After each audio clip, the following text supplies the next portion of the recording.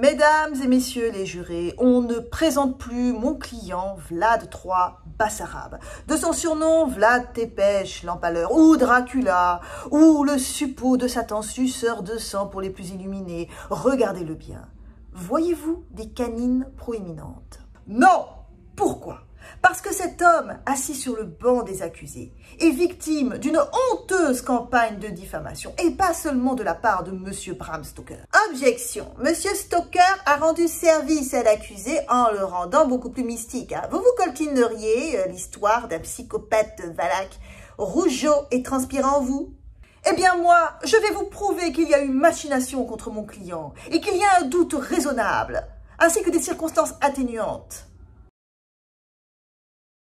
On le sait, l'enfance détermine le caractère. Les Balkans au XVe siècle, c'est le chaos. D'un côté, le rouleau compresseur ottoman, et de l'autre, les rois catholiques hongrois, qui résistent. Au milieu, la Tara Romanesca, la terre roumaine, composée de la Valachie, de la Transylvanie et de la Moldavie. Les Turcs, comme les Hongrois, mettent la pression aux chefs de cette terre, les voïvodes, pour qu'ils se rangent dans leur camp, ce qui n'est pas bien compliqué, puisque, bâtard comme enfant légitime, tout le monde peut prétendre au trône. Bonjour les guerres de succession. Quant aux boyards, les nobles locaux, eh bien, eux ne défendent que leurs propres intérêts, et nous reviendrons dessus.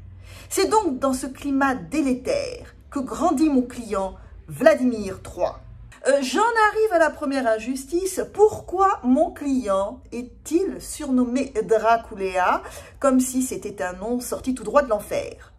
Son père, Vlad II, est un dragon. Comprenez par là qu'il appartient à l'ordre du dragon, fondé par Sigismond de Luxembourg pour défendre la chrétienté contre les musulmans. Alors, Vlad II était appelé Vlad Dracul, Vlad le dragon. Quand son fils a intégré cet ordre, il a été tout naturellement appelé Vlad Dracula, le fils du dragon. Alors, des dragons, il y en a sur les blasons, hein? N'en déplaise à M. Bram Stoker. Enfin, c'est quand même l'accusé qui s'est le plus distingué dans la bande. Hein? Nous y reviendrons, chers consoeurs. Alors, Vlad II, justement, parlons-en. Un père pas très franc du collier. Il jongle entre les intérêts ottomans, les intérêts hongrois et les siens. Oh, allez droit au but, ma chère consoeur. Il changeait de camp comme il changeait de chemise, tout le monde le sait. Quel est le lien avec la cruauté de son fils?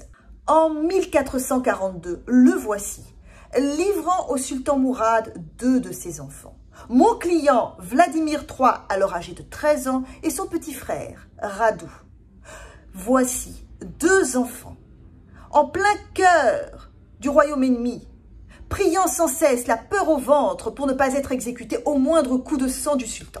Objection, votre honneur, nous n'avons aucun cas de maltraitance. L'accusé avait des serviteurs à sa disposition. Il pouvait étudier, correspondre, il en a même profité pour se faire un réseau d'alliés. Non, mais il est clair, au vu de la suite, que ce garçon avait surtout naturellement un goût de sang dans la bouche.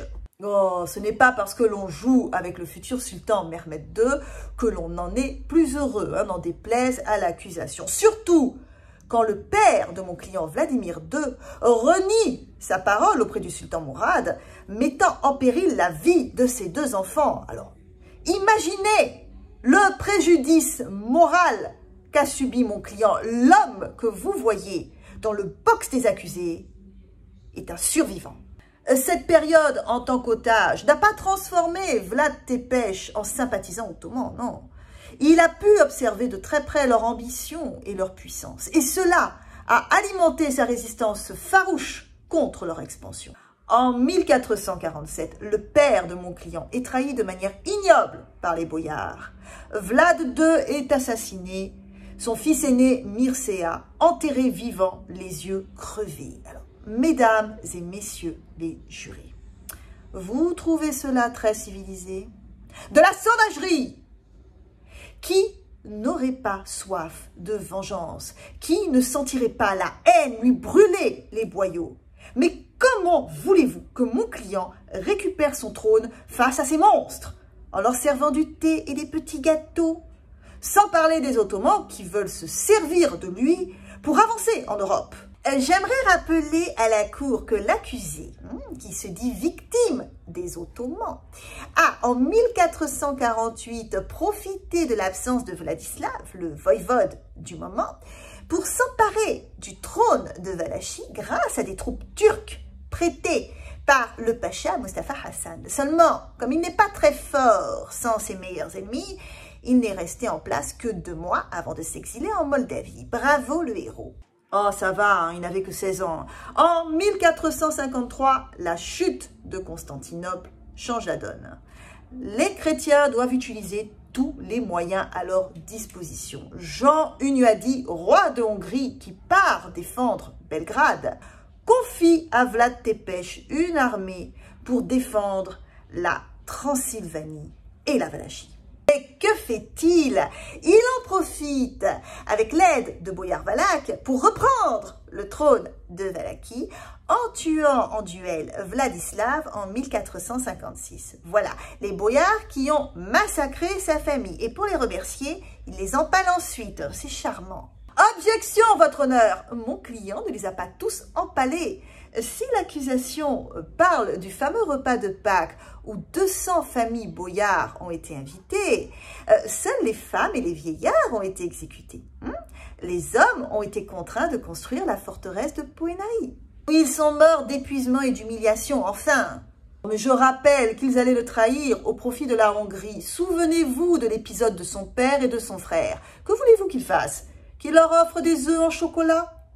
Mesdames et messieurs les jurés, venons-en à son règne soi-disant sanguinaire. Arrivé au pouvoir, Vladimir III doit faire face à une opposition de tous côtés. Le sultan Mehmed II le Conquérant, qui se prend pour le roi du monde depuis la prise de Constantinople, le nouveau roi de Hongrie, Mathias Corvin, qui veut absolument imposer le catholicisme en terre orthodoxe, Étienne, le grand voïvode de Moldavie, qui joue les girouettes politiques avec les Ottomans, les boyards et les marchands de son camp qui n'en font qu'à leur tête. Bon, à un moment, il faut savoir taper du poing sur la table. Si cela veut dire empaler quelques mécréants et pillards, ma foi. Cette torture qui consiste à enfoncer un pieu en bois graissé par l'orifice du bas pour vous planter agonisant entre ciel et terre est une spécialité ottomane, je tiens à le rappeler, et très utilisée en Hongrie. Voilà, un châtiment somme toute classique. Le surnom Vlad Tepes vient avant tout des écrits ottomans pour justifier ce qui s'est passé par la suite, mais aussi des racontars des marchands revanchards. Votre honneur, j'aimerais rappeler à la cour que si les Ottomans ont développé la technique, c'est l'accusé qui l'aurait bien amélioré. Alors, l'agonie de plusieurs heures ne lui suffisait pas. Il aimait que cela dure des jours. C'est lui qui aurait eu l'idée d'arrondir le bout du pieu pour être bien sûr que les organes vitaux ne soient pas perforés. Lui dire, tout comme il se raconte qu'il décapite, ébouillante, frit, bon, à un moment, soyons sérieux. Mesdames et messieurs les jurés, Vlad Dracula, dit Vlad Tepes, ne s'attaque qu'à ses voisins et à ceux qui lui désobéissent, comme tout suzerain de son époque. Je le dis et je le répète, beaucoup de choses qui sont racontées ne sont en fait que de la propagande du côté musulman, comme du côté chrétien d'ailleurs. Que ma consoeur m'excuse, mais la forêt de Pâle ne tient pas de la légende urbaine. J'y arrive, maître, j'y arrive. Alors, en 1462, Vladimir III est pris à la gorge par Mehmed II qui veut se débarrasser de lui. Oui, rappelez-vous, son ami d'enfance selon l'accusation. Objection. Le sultan a juste augmenté les taxes. L'accusé refuse de payer. Il cloue en plus les chapeaux des émissaires turcs sur leur tête. Bon, pour reprendre les propos de ma consoeur, il faut savoir taper du poing sur la table. C'est ce que Mehmed II a fait.